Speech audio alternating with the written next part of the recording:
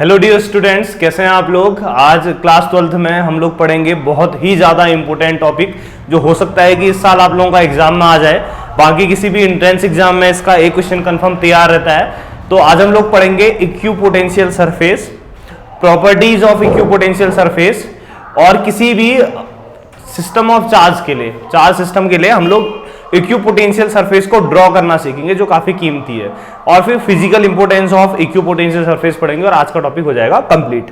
तो स्टार्ट करते हैं। इक्विपोटेंशियल सरफेस एक नाम के अंदर ही छुपा है कि इक्यू मतलब इक्वल, पोटेंशियल सरफेस ऐसी सरफेस जिसमें हर पॉइंट पे इलेक्ट्रिक पोटेंशियल सेम रहता है, उसको बोलते हैं इक्विपोटेंशियल सरफेस। ठीक है। वैसे भी आप लोगों को बताऊं, कोई भी अगर दो बॉडी है मेरे पास, एक का पोटेंशियल ज्यादा है, एक का पोटेंशियल कम है, जब दो बॉडी को आप एक कंडक्टिंग वायर से कनेक्ट करोगे तो चार्ज हायर पोटेंशियल से लोअर पोटेंशियल की तरफ जाएगा जब तक दोनों का पोटेंशियल सेम ना हो जाए। इसको ऐसे समझ सकते हैं आप लोग, एक टैंकी है, टैंकी में पानी भरा हुआ है और उससे एक नल नीचे की तरफ को आ रहा है। अब जब आप नल को खोलोगे तो टैंकी से पानी नीचे आता है ना, क्यों? क्योंकि टैंकी हाइट पे है, तो टैंकी का पोटेंशियल हाई है और पाइप का जो नल है उसका, नलके का जो पोटेंशियल है वो कम है। तो हाई पोटेंशियल से लो पोटेंशियल की तरफ आएगा पानी, और कब तक जाएगा, फ्लो करेगा पानी, बताओ? जब तक पानी को एक लेवल सरफेस ना मिल जाए, जब तक पानी का लेवल सेम ना हो जाए, है ना। तो हर कोई चीज क्या करना चाहता है, अपना लेवल सेम करना चाहता है। इसी तरीके से कोई भी चीज हाई पोटेंशियल से लो पोटेंशियल की तरफ जाती है जब तक दोनों जगह पोटेंशियल सेम ना हो जाए। तो इक्विपोटेंशियल सरफेस क्या होती है? मैंने बोला ऐसी सरफेस जिसमें हर जगह, ठीक है, इलेक्ट्रिक पोटेंशियल क्या रहेगा, सेम रहेगा, उसी को बोलते हैं इक्विपोटेंशियल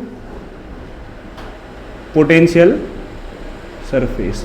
सपोज दैट ये सरफेस है इक्विपोटेंशियल, तो इसका मतलब यहाँ पे अगर 10 वोल्ट का पोटेंशियल है तो यहाँ पे भी 10 वोल्ट होगा, यहाँ पे भी 10 वोल्ट होगा, यहाँ पे भी 10 वोल्ट होगा, तो हर जगह क्या रहेगा, सेम पोटेंशियल रहेगा। तो मैं इसको कह सकता हूँ कि इक्विपोटेंशियल सरफेस। या फिर एक तरीके से और डिफाइन कर सकते हैं आप इक्विपोटेंशियल सरफेस को। इक्विपोटेंशियल सरफेस वो सरफेस होती है जहां देख दोनों जगह पोटेंशियल सेम है ना, कि ए पॉइंट है, ए पे भी पोटेंशियल V होना चाहिए, बी पे भी पोटेंशियल V होना चाहिए।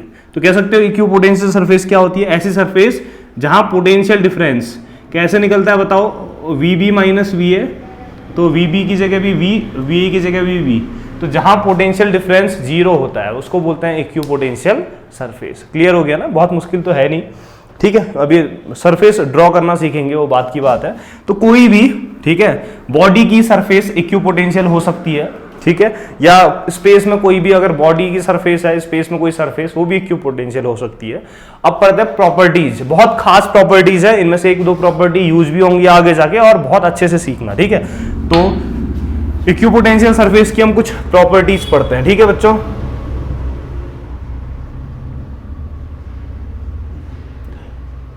तीन चार प्रॉपर्टी बताऊंगा, ये सारी की सारी प्रॉपर्टी आनी चाहिए, एग्जाम के लिए भी इंपॉर्टेंट है। तो पहली प्रॉपर्टी है इन equipotential surface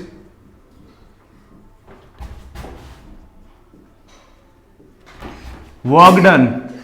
in equipotential surface जो वर्क डन होता है वो जीरो होता है। किसी भी इक्विपोटेंशियल सरफेस में वर्क डन जीरो होता है। इसको कैसे समझते हैं, देखो प्रूव कर लेते हैं, समझते क्या है। सपोज दैट ये मेरी एक क्या है, इक्विपोटेंशियल सरफेस है,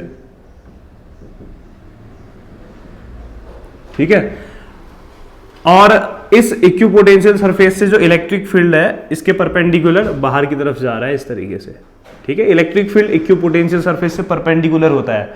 क्यों होता है अभी अगली प्रॉपर्टी में बताऊंगा।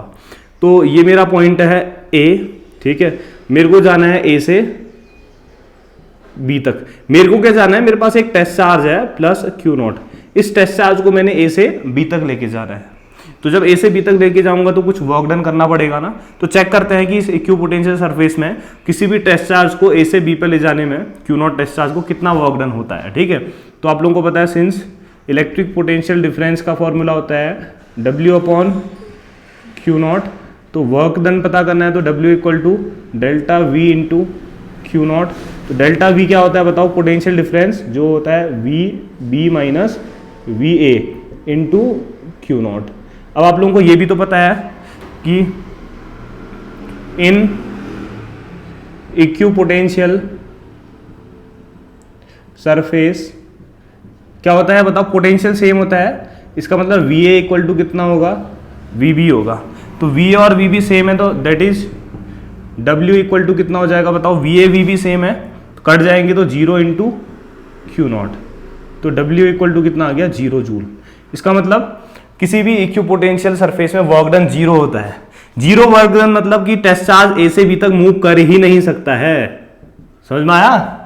तो इक्विपोटेंशियल सरफेस में चार्ज मूव नहीं कर सकता है क्योंकि दोनों जगह पोटेंशियल सेम है, दोनों जगह पोटेंशियल सेम है तो वर्क थोड़ी होगा, वर्क डन तो 0 है, इसका चार्ज मूव नहीं कर सकता। पहली प्रॉपर्टी समझ में आई, ठीक है। किसी भी इक्विपोटेंशियल सरफेस में जो वर्क डन होता है वो क्या होता है 0। अगली प्रॉपर्टी सेकेंड प्रॉपर्टी, ठीक है।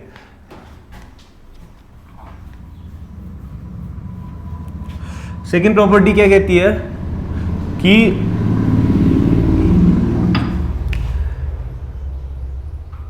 Electric field is always perpendicular to equipotential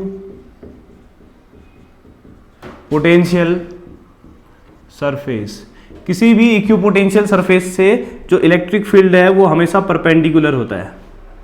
किसी भी इक्विपोटेंशियल सरफेस में इलेक्ट्रिक फील्ड उस सरफेस से परपेंडिकुलर होता है, उस सरफेस से क्या होता है, परपेंडिकुलर होता है। ऐसा क्यों होता है बताऊं, अगर आपके पास कोई इक्विपोटेंशियल सरफेस है, सपोज दैट यहाँ पे बना लेते हैं, ठीक है। मैंने बोला इलेक्ट्रिक फील्ड हमेशा इक्विपोटेंशियल सरफेस से परपेंडिकुलर ही होना चाहिए, ठीक है। अब मैंने सपोज किया कि जो इलेक्ट्रिक फील्ड है ये परपेंडिकुलर नहीं है, ऐसे जा रहा है, ठीक है।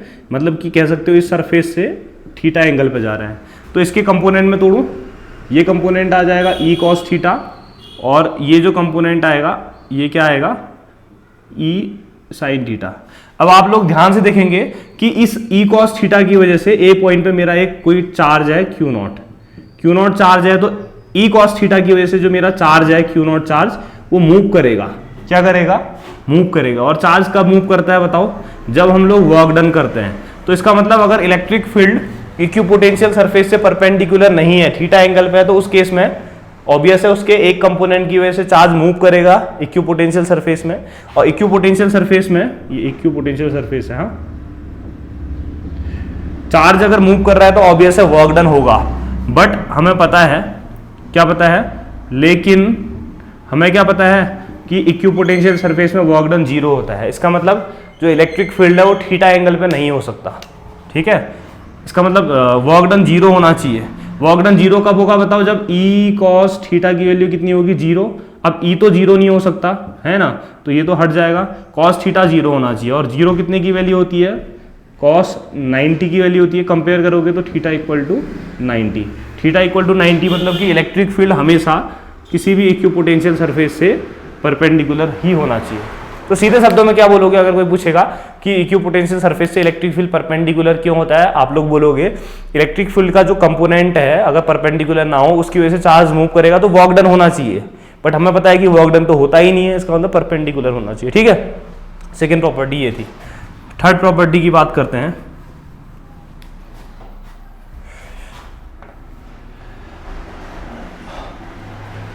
थर्ड प्रॉपर्टी बहुत कीमती है, ये यूज होगी आगे, ठीक है, इक्विपोटेंशियल सरफेस ड्रॉ करने में।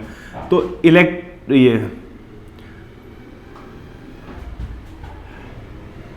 अगली प्रॉपर्टी है equipotential surface are closer in a region of strong electric field and farther apart in a region of weak electric field. बोल रहा है कि इक्विपोटेंशियल सरफेस एक दूसरे के बहुत ज्यादा नजदीक होती है, कहां, जहां इलेक्ट्रिक फील्ड स्ट्रांग होता है। अगर इलेक्ट्रिक फील्ड ज्यादा है तो इक्विपोटेंशियल सरफेस का जो गैप है वो कम होगा, और अगर इलेक्ट्रिक फील्ड वीक होगा तो इक्विपोटेंशियल सरफेस का जो गैप है वो ज्यादा होगा, ठीक है। ये ऐसा बोल रहा है, इसको मैं फिगर में ज्यादा समझाऊंगा, ठीक है। इसको प्रूव करके देखते हैं। देखो आप लोगों ने पढ़ा है, सिंस इलेक्ट्रिक फील्ड और इलेक्ट्रिक पोटेंशियल में एक रिलेशन बताया था कि electric field is equal to negative of potential gradient, ठीक है। अब dv क्या है, चेंज इन पोटेंशियल है, तो फॉर इक्विपोटेंशियल सरफेस, अगर इक्विपोटेंशियल सरफेस की बात करूंगा तो dv क्या होना चाहिए, कांस्टेंट होना चाहिए, ठीक है। तो dv कांस्टेंट होना चाहिए, तो हटा दो तो कितना आ जाएगा, कांस्टेंट। माइनस साइन ये बताता है कि इलेक्ट्रिक फील्ड अगर जहां को इंक्रीज कर रहा है वहां को पोटेंशियल डिक्रीज करेगा, तो साइन लेने की जरूरत नहीं है। कांस्टेंट अपॉन dr, तो E inversely proportional to dr, ठीक है। या फिर कह सकते हो कि dr inversely proportional to E। इसका मतलब क्या है कि अगर इलेक्ट्रिक फील्ड हमारा हाई होगा तो जो सेपरेशन है dr ये ज्यादा होगा तो क्या होगा, लो, ठीक है। यही तो बोला कि इलेक्ट्रिक फील्ड हाई होगा तो इक्विपोटेंशियल सरफेस का जो सेपरेशन है वो कम होगा। ऐसे ही इलेक्ट्रिक फील्ड अगर लो होगा तो जो सेपरेशन है वो ज़्यादा हो जाएगा, ठीक है, दूर दूर जाएंगी, ठीक है। ये है थर्ड प्रॉपर्टी, बहुत खास है, ये मैं भी यूज भी करूंगा, ठीक है। अब नेक्स्ट प्रॉपर्टी में बढ़ते हैं, फोर्थ प्रॉपर्टी, ठीक। इसके बाद फिर ड्रॉ करना सीखेंगे, ठीक है, और फिजिकल इंपोर्टेंस हो जाएगा कंप्लीट। हाँ, अब फोर्थ प्रॉपर्टी की बात करते हैं इक्विपोटेंशियल सरफेस की। हाँ, बोलता है कि कोई भी दो इक्विपोटेंशियल सरफेस, ठीक है, दो इक्विपोटेंशियल सरफेस कभी भी एक दूसरे को कट नहीं करेंगे। सपोज दैट ये इक्विपोटेंशियल सरफेस है, इसमें हर जगह पोटेंशियल 10 वोल्ट है, इसमें हर जगह पोटेंशियल 20 वोल्ट है। अगर ये एक दूसरे को कट करेंगी तो यहाँ चलो सपोज दैट ये एक दूसरे को कट कर गई, हाँ ऐसे करके कट कर गई, तो इस रीजन में बताओ इलेक्ट्रिक पोटेंशियल 10 लोगे 20 लोगे, बदल गया ना। तो इक्विपोटेंशियल थोड़ी रहा, फिर अब पोटेंशियल दोबारा से इंटरचेंज करेगा। इसलिए बोलता है कि दो इक्विपोटेंशियल सरफेस कभी भी एक दूसरे को कट नहीं कर सकती, ठीक है। तो इसको लिख सकते हो क्या, no equipotential surfaces can cross each other. पूछेगा तो फिर लिख लेना, हाँ, एक्सप्लेनेशन बता दिया आप लोगों को। अब डिफरेंट चार्ज सिस्टम के लिए आप लोगों को इक्विपोटेंशियल सरफेस ड्रॉ करना सिखाता हूं, ठीक है। इक्विपोटेंशियल सरफेस कैसे ड्रॉ करी जाती है वो बता रहा हूं, ठीक है। सबसे पहले आप लोगों को बताऊं कि किसी भी पॉइंट चार्ज के लिए जो इक्विपोटेंशियल सरफेस होती है वो कैसी होती है, ठीक है। फॉर अ पॉइंट चार्ज, किसी भी पॉइंट चार्ज के लिए आप लोगों से पूछेगा कि इक्विपोटेंशियल सरफेस कैसी होती है, तो आप लोगों को पता है इलेक्ट्रिक पोटेंशियल का फॉर्मूला क्या होता है किसी भी पॉइंट चार्ज के लिए, 1/4 pi epsilon not Q upon R। 1/4 pi epsilon not constant है और Q आप लोगों ने चार्ज लिया है कांस्टेंट है, तो V सिर्फ R पे डिपेंड करती है, ठीक है। इसका मतलब R पे डिपेंड करती है ना, तो एक प्लस Q चार्ज बनाया, तो यहाँ तक की डिस्टेंस, अब इससे जाने वाले एक सर्कल ड्रॉ कर लेता हूँ मैं, हाँ, स्पेयर ड्रॉ करता हूँ, ठीक है। अब आप लोगों को पता है ना स्पेयर की रेडियस सेम होती है हर जगह। यहाँ पे एक चार्ज है, ये R है, तो ये भी क्या होगी R, ये भी क्या होगी R, ये भी क्या होगी R। अब आप लोग बताओ ये प्लस Q चार्ज से यहाँ पर को जो पोटेंशियल है अगर V आ रहा है तो यहाँ पे भी कितना आएगा बताओ, V ही तो आएगा क्योंकि पोटेंशियल सिर्फ R पे डिपेंड करता है। यहाँ पे भी V आएगा, यहाँ पे भी V आएगा, हर जगह V ही आएगा। इसका मतलब क्या पता चला आपको कि किसी भी पॉइंट चार्ज से जो इक्विपोटेंशियल सरफेस है वो कितनी होती है, स्फेरिकल होती है। कैसी होती है, स्फेरिकल। तो किसी भी पॉइंट चार्ज की वजह से इक्विपोटेंशियल सरफेस स्फेरिकल होती है, R रेडियसली। अब कोई कैपिटल R लेगा तो इससे जाने वाला ये दूसरी इक्विपोटेंशियल सरफेस दिखाओगे, तो ऐसी होती है। और किसी ने इससे ज्यादा बड़ी रेडियस ले ली तो ऐसी बन जाएगी। आया समझ में। तो किसी भी पॉइंट चार्ज की वजह से इक्विपोटेंशियल सरफेस कैसी बनती है बच्चों, स्फेरिकल बनती है। क्लियर हो गया ना, ठीक है। अब मैं आप लोगों को बनाना सिखा रहा हूं फिर, ना, इक्विपोटेंशियल सरफेस। सबसे पहले पॉजिटिव चार्ज के लिए बनाते हैं, प्लस Q चार्ज के लिए इक्विपोटेंशियल सरफेस।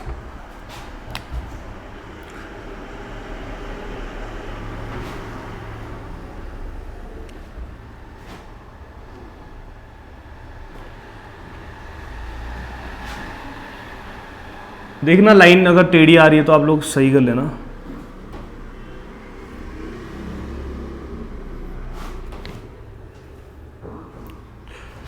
तो सपोज दैट यहां पर को मेरा एक पॉजिटिव चार्ज है, इस पॉजिटिव चार्ज के लिए इक्विपोटेंशियल सरफेस बना रहे हैं। तो आप लोगों को पता है प्लस चार्ज से जो इलेक्ट्रिक फील्ड लाइंस है वो कहाँ को जाती हैं, बाहर को, तो एरो बाहर को दिखाओगे, ठीक है। अब एक बात का ध्यान रखना है, बस इक्विपोटेंशियल सरफेस बनाना आ जाएगा। और बहुत सारे बच्चे इसको गलत करते हैं। मैंने बताया था ना जो electric field inversely proportional to dr के होता है, इसका मतलब इक्विपोटेंशियल सरफेस का separation dr inversely proportional to E, मतलब अगर इलेक्ट्रिक फील्ड ज्यादा होगा तो सेपरेशन कम होगा और इलेक्ट्रिक फील्ड कम होगा तो सेपरेशन ज्यादा होगा।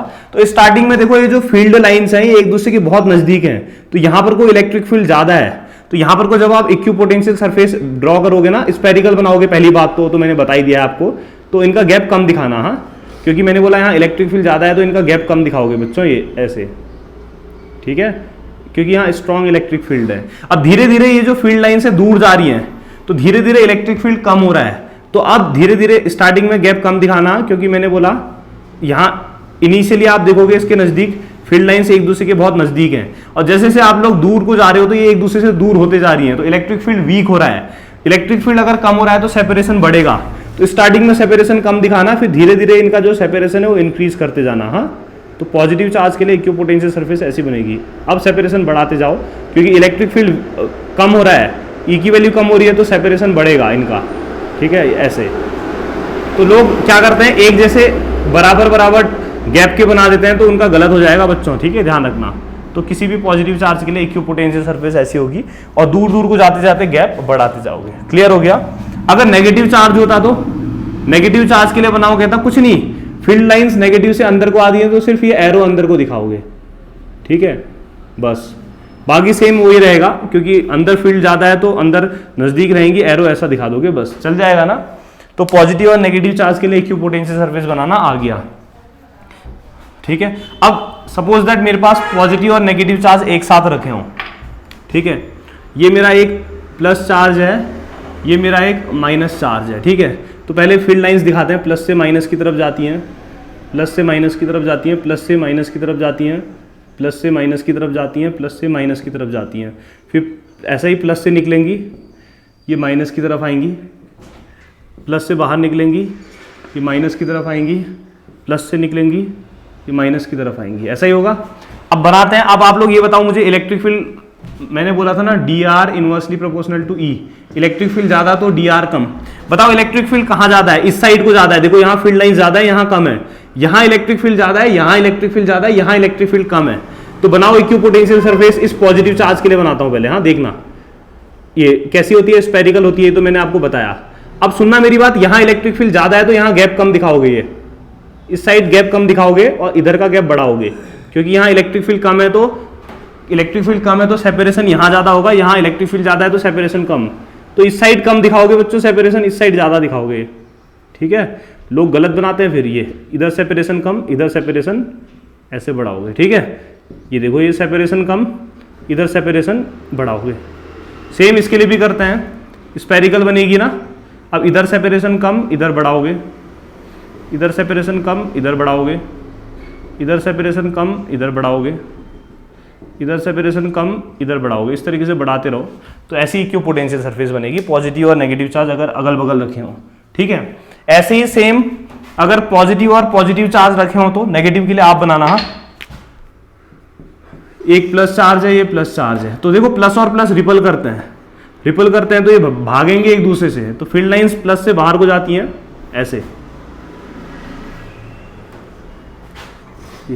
पॉजिटिव और पॉजिटिव चार्ज रिपल करते हैं ना ऐसे, ठीक है। यहाँ पे भी दिखा दो ऐसे, ठीक है। तो रिपल्सन की वजह से प्लस से फील्ड लाइंस बाहर को तो जाती हैं बट दूर दूर जाएंगी, ठीक है, दूर दूर जाएंगी। तो बताओ आज इलेक्ट्रिक फील्ड किस साइड स्ट्रांग है?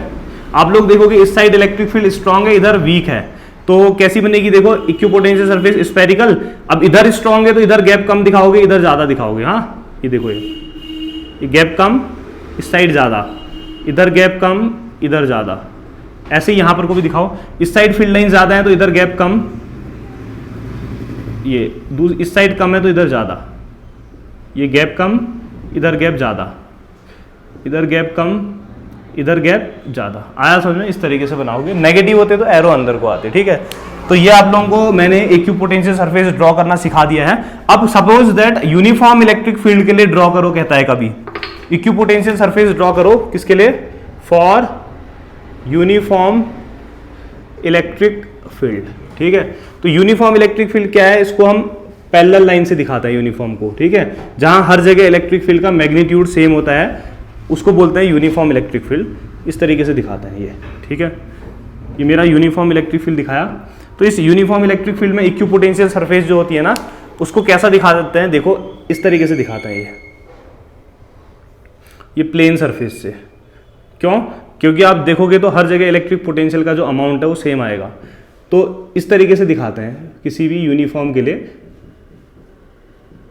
पोटेंशियल सरफेस, ठीक है, यूनिफॉर्म इलेक्ट्रिक फील्ड के लिए।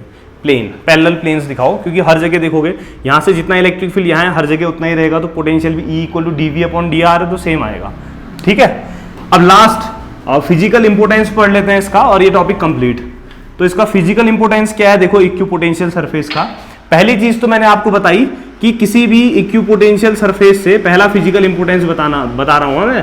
पहला फिजिकल इंपोर्टेंस क्या है कि किसी भी इक्विपोटेंशियल सरफेस से जो इलेक्ट्रिक फील्ड है वो उससे परपेंडिकुलर होता है। आप लोगों को पता है ना कि इलेक्ट्रिक फील्ड इक्विपोटेंशियल सरफेस से परपेंडिकुलर होता है। इसका मतलब पहला फिजिकल इंपोर्टेंस यह है कि with the help of equipotential surface we can describe the direction of electric field. Direction of electric field, तो इक्विपोटेंशियल सरफेस की वजह से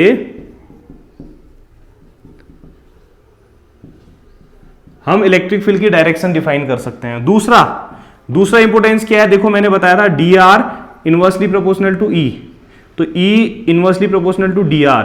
आप फिगर देख के ये बता सकते हो कि कहां इलेक्ट्रिक फील्ड ज्यादा होगा कहां कम। अगर dr सेपरेशन इक्विपोटेंशियल सरफेस का बहुत कम है तो आप समझ जाओगे स्ट्रॉन्ग इलेक्ट्रिक फील्ड है, अभी तो यही तो बताया था। और अगर इक्विपोटेंशियल सरफेस का सेपरेशन ज्यादा है तो आप बता दोगे वीक इलेक्ट्रिक फील्ड। तो इलेक्ट्रिक फील्ड का जो मैग्नीट्यूड है, कहां इलेक्ट्रिक फील्ड ज्यादा होगा कहां कम होगा, ये भी हम इक्विपोटेंशियल सरफेस से बता सकते हैं। तो दैट्स ऑल, ये आज का टॉपिक था। तो आप लोग आई होप कि समझे होंगे। अगर डाउट रहता है तो आप नीचे मैं अपना सोशल लिंक दिए रहता हूँ इंस्टा का, तो आप लोग मैसेज करके मुझसे पूछ सकते हैं। Thank you.